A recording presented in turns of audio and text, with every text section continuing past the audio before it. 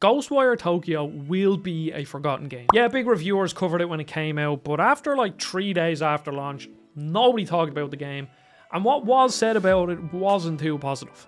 So since it's October, and I can't handle horror, I decided I would play a horror game. This game is considered to be a bit creepy but not scary, so it was right up my alley. I went into this looking to see if there's something good here that I can extract from the experience. So is this an underappreciated gem like Watch Dogs Legions, or should it stay forgotten? Let's start with the setting, as it's the best part of the game. No surprise here, it's set in Tokyo. Some fog rolled over Tokyo, and now there's some ghosts everywhere. Some strange Slenderman feckers, hanging Tickle Me Elmos, and headless Japanese schoolgirls. Yeah, there's some weird stuff going on here, and I don't fully understand it. And as a result, the world is deliberately empty feeling. You explore a rundown version of Shibuya, but it looks unbelievable, both in how it's built and the graphical fidelity of the game.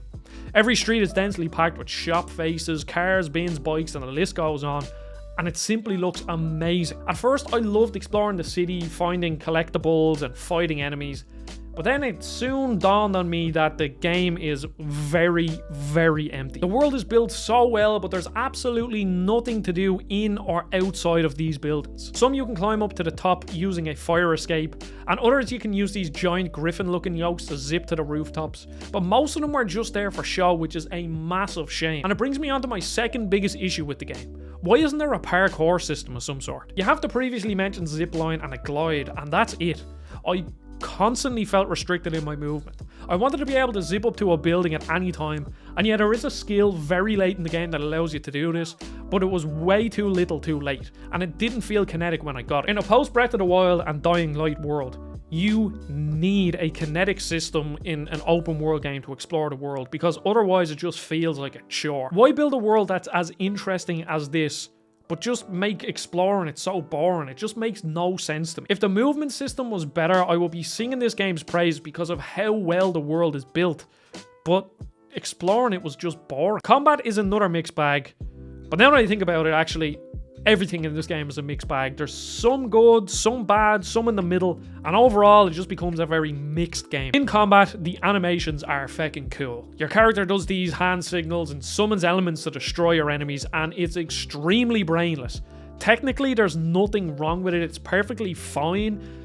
But again, after like 15 hours of just okay gameplay, it just grows so stale. As you go along, you unlock new elements, with fire being my favourite, as it just blows some crap up and it felt the best out of all of the elements. But the other elements like water and wind, they just lack something. There was no oomph when using them, and they just felt like pea shooters or something. And the worst part about the combat is that they made a bow boring. Bows are the coolest weapons in games, hands down. And every single chance I get to use a bow in a game, I use it hands down all the time. Yet, the bow in this game is absolutely dreadful. It basically feels like you're shooting nothing. There was no feedback, there was no oomph. The whole combat system in general is lacking oomph except for the fire, but the bow was just so boring and I just never used it, which is such a shame. And then you get onto the enemy variety, and once again, it's just okay. You have like 10 or 11 different enemy types, and there are a few variants of these types themselves. So there's these Slenderman looking yokes that are normal size, and then you have a fat one, and then you have a fat one with a hammer, and one that looks like a policeman. But the strategy for fighting every enemy is pretty much the same. Spam your elemental abilities, wait for their core to appear, and then rip it out of them. The core ripping part is super satisfying, but the weapons themselves aren't much to write home about. And it's just such a shame, because visually the enemies are quite diverse, and they're not enemies that I've really fought in another game. But when the strategy of fighting them doesn't change from enemy to enemy, it makes them more just feel like reskins. Yeah, they have different attacks and maybe different movements, but at the end of the day, I was just spamming R2 to kill them. It's not like there was one where, you know, I could sneak up behind them and I had to do it that way, or maybe headshots dealt more damage to these, so I have to do that, or these ones are flying, so I have to use this. It was literally the exact same for every enemy. And the progression system is exactly what you'd expect from a so-called open world RPG, because every game that has a skill tree is an RPG nowadays. You know, you have the ones that increase damage or attack speed and health regen when taking cores, but it's not very exciting, and there's a lot of quality of life upgrade skills, which I absolutely hate. A lot of open world games do this, where You know, they might give you extra, you know, put this skill in and we'll give you 5% extra XP or stuff like that. And it doesn't make the gameplay any different. So I just find them completely pointless, and I hate when games do it. And honestly, after beating the game, I thought I liked this. But after like writing the script and getting my points down and making this video, I've realized that like I really don't like this game.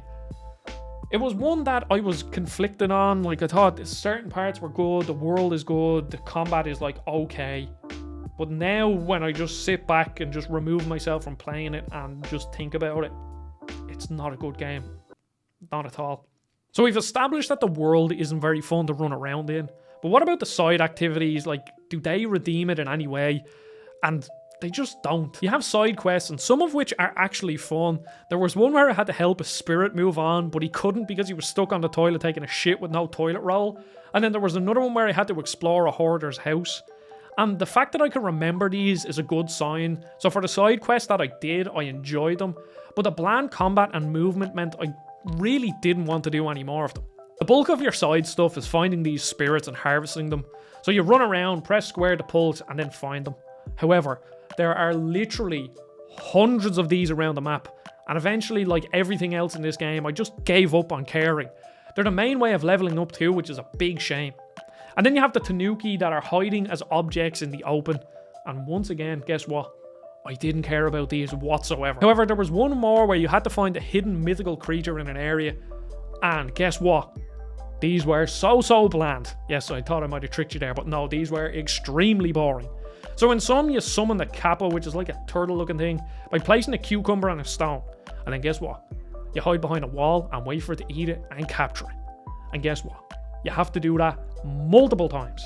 I think I did that 3 times across my playthrough. And then there's another one where you follow this lampshade-looking thing with legs, snuck up behind it, and capture it. And these are absolutely awful. And the thing is, they give you these things that unlock later improved skills. So a few of the later skills I missed out on doing because I had to do these to collect them, and I was like, nope, I'm not doing that. And after that, to be honest, I don't really remember much of the side activities. There might have been more, but they were even more memorable than the ones I've already mentioned.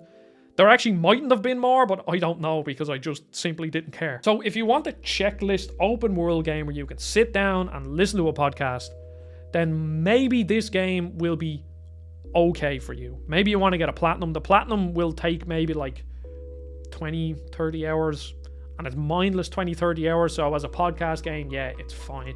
If you pay like €20 for it, which it has been in Ireland for months now, it seems like it went to €20 after like a month, and I bought it at full price on launch because I was like, oh, this looks interesting, I want to support the developer.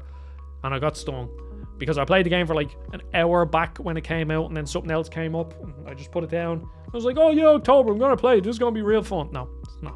Very boring. I wouldn't it was a waste of like, I think I said 15 hours. I think I bought like 13 and a half maybe. I think that's what the clock says. Like, it's roughly around 15 hours. It's not good. I went into this with basically zero expectation. I thought going in I would either get like a really bad game that maybe I'll be able to make a decent video on, or maybe I'd find a hidden gem like Watch Dogs Legions, and then I'd be able to make another great video, somehow still my most popular video, but whatever. But no, I found a game that is so middle of the ground that there is nothing to be passionate about, you know? Like, at least if a game is really bad, you can be, I'm not angry, but, you know, disappointed in how bad it is. Or if a game is really good, surprising, then you make something fun about how surprising it was. But when you get a game like this, I'm just sitting here like, oh, that was a game. That's exactly what it is. It's a game. And it's a shame because, well, that rhymed, but it's a shame because the world that they built is fascinating. I did enjoy the parts of learning about like Japanese mythology and all this paranormal stuff, and they have something there, something that's cool and fun, and with better combat and a better traversal, this could have been one of the better open world games that I've ever played, because those side activities that I said were boring. If you can move around real fluidly and have fun and kill enemies in fun, creative ways, then you would actually kind of feel compelled to do it. Even if it is the same, looking for a pulse, finding something on the map and following a checklist. But when it's completely devoid of any fun, then, I mean, it's just not worth it, is it? Just a waste of 15 hours. And the game isn't even scary either, so I didn't even get any, like, scares. There wasn't even a jump scare, which, to be honest, I'm actually kind of happy about. But, yeah. This month, for October, I thought maybe I'll play a scary game, or at least a horror-themed game. And I was torn between Dead Space 1, because the remake's coming out, and I've never fully played Dead Space, or Ghostwire Tokyo. I almost called it Ghost of Tsushima. And I chose the wrong game. So, yeah. I hope you enjoyed the video.